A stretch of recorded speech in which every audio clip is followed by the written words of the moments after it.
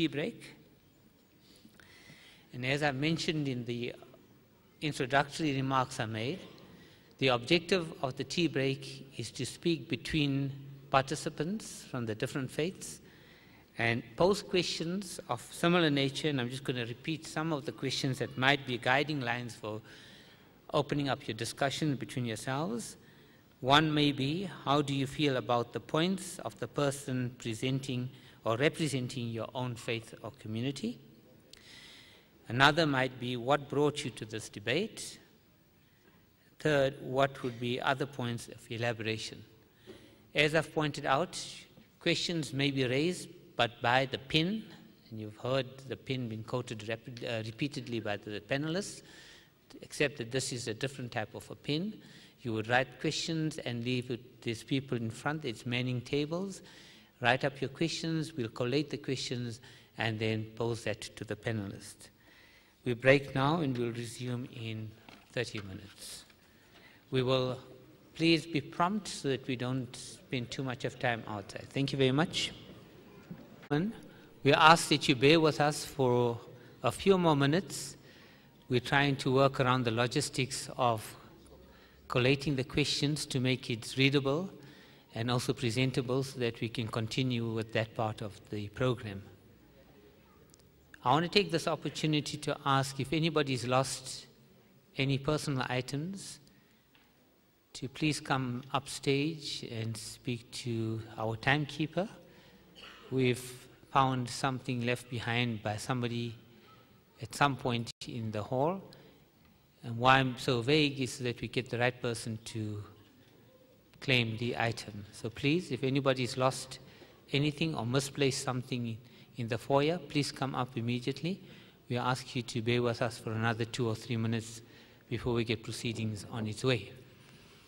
The format for this part of the program is going to be as follows.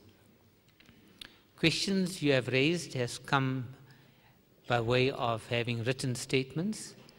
That has been collated by a number of people into questions of similarity, so that we only ask one question from a batch of similar questions, and then the panelists will each respond. Now, both panelists will have the opportunity to respond to each question as they see fit. The panelists will be seated while they make their responses, and I think I will also ask of you to allow me the privilege to be seated while I raise the question, because it will be easier for me to do that whilst I'm seated to look at the documents. Have we not got anybody that's identified the losses as yet? Yep, the bag is sorted out. Oh, sorry, that was quick. It seems they have got lost and found as fast as it went, eh? Got an honest guy. Okay, I see the questions are ready, so we're going to kick off with that part of the program. I must at this stage applaud all of you, both panelists and the participatory audience, that proceedings have proceeded extremely well thus far, and I've received very positive comments during the interval from many of you recognizing the way in which we're handling the meeting this afternoon. We hope and wish and are more than certain that you will continue in the same vein whilst we go through the most important point, is where you raise questions reflecting on your perceptions and questions and concerns. And I have no doubt that the panelists will enrich us all with their responses. So with that, we're going to now start the questions. I'm going to have a look at them and start the process. Thank you.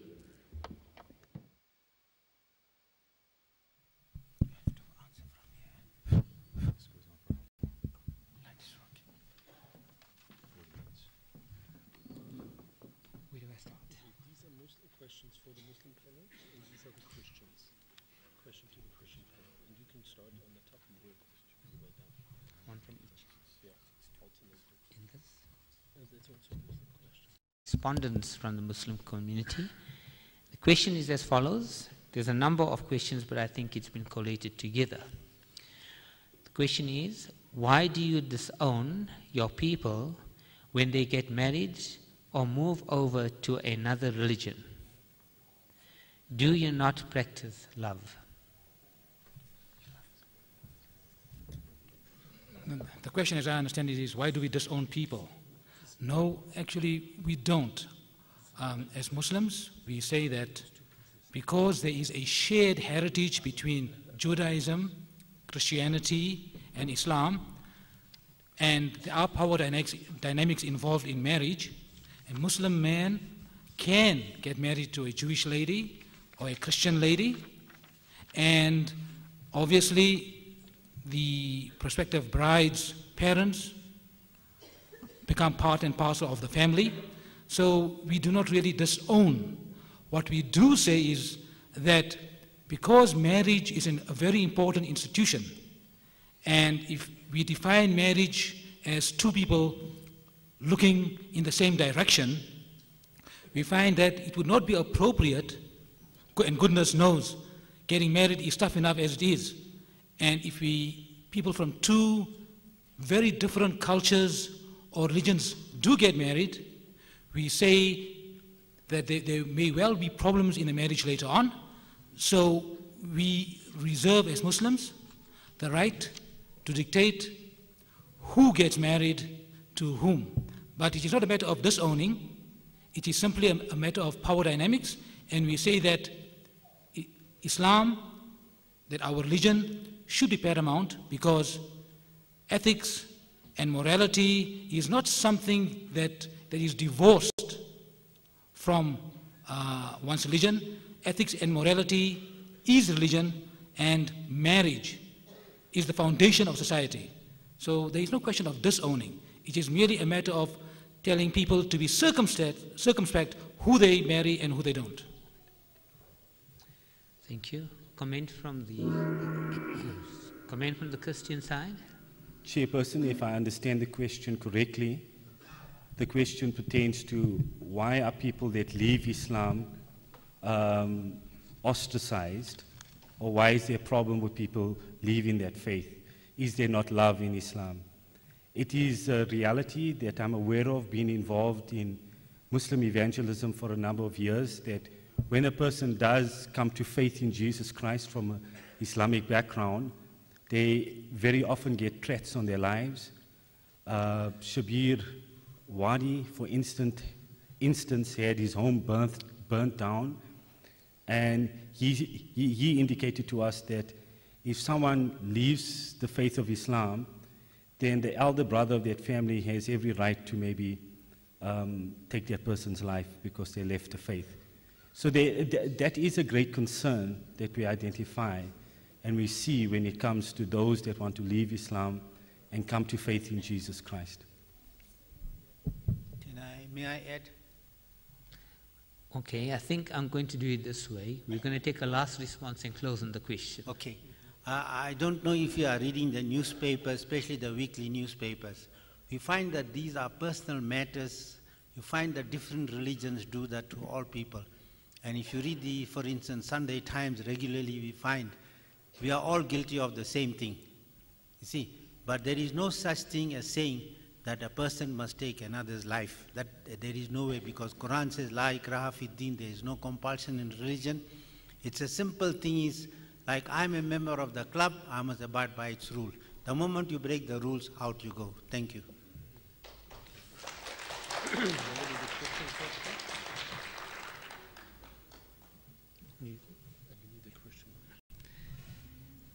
Question to the Christian panelists.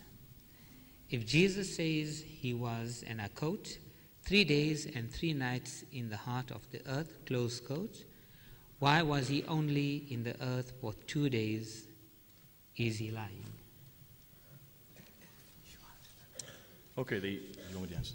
The answer to that is very simple. When you go back in Matthew, where it refers to that, where Jesus refers to that he'll be 3 days and 3 nights, you need to ask and say, what's going on here? This is Matthew's writing to the Jews, and the Jews use a colloquialism, a Hebrew colloquialism, which is found also in the book of Esther, chapter 4. In the book of Esther, chapter 4, you find Mordecai standing out at the gate for 3 days and 3 nights, yet there was only 3 days and 2 nights.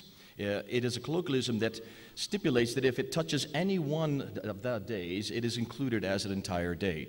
Now, that's a Hebrew colloquialism that we don't use in English, and that's the problem. When you read it in English, we call a day and a night a full day and a night. We need to be careful when we try to look at Scripture that we see what the author is trying to say. We see what who the author is talking to, the environment, the group that he's talking to. He's talking to a Hebrew people. That's why Matthew wrote the book of Matthew. It's for the Jews. They understood it. They had no problems with it. We shouldn't have any problems with it either.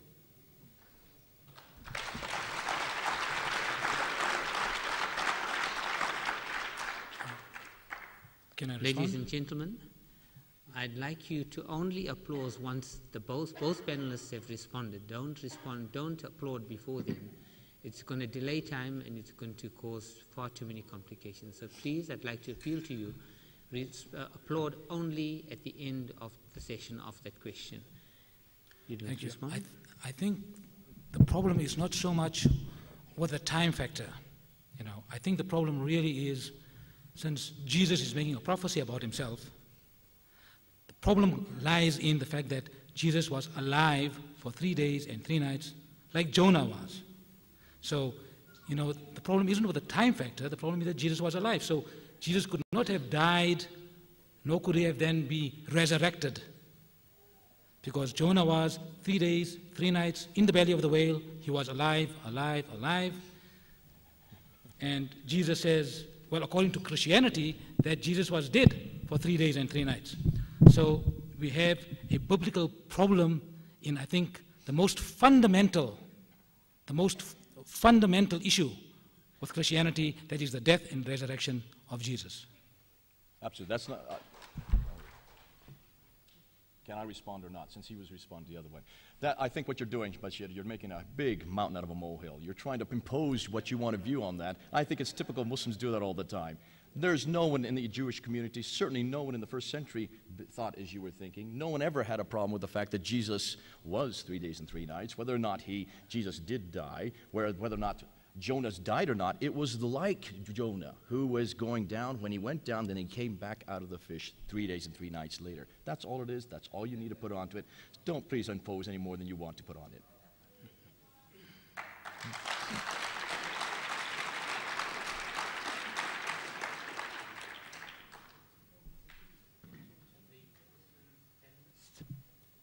Please forgive me if I don't pronounce or don't quote correctly.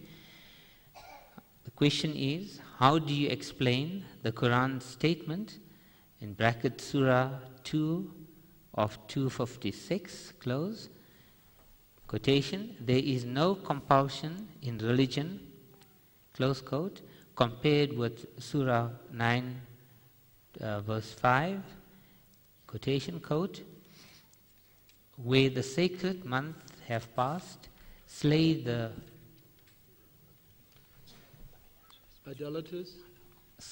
idolaters wherever ye find them, and like them and beseech them. Is Islam in favor of violence in enforcing Islam? That's the question.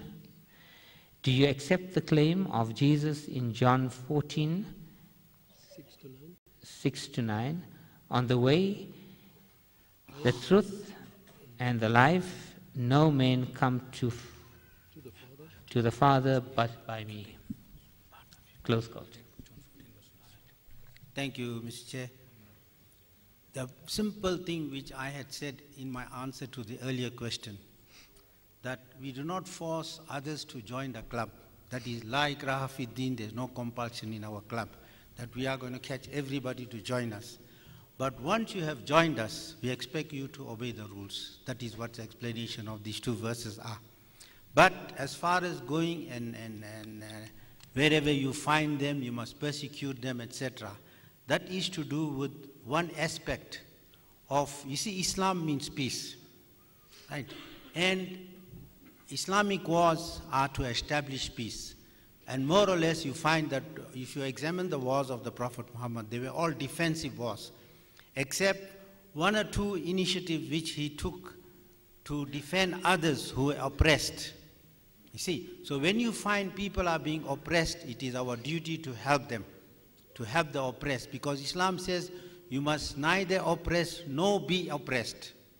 So this is a simple thing, that we do not force others. That's the first section of the verse, that there is no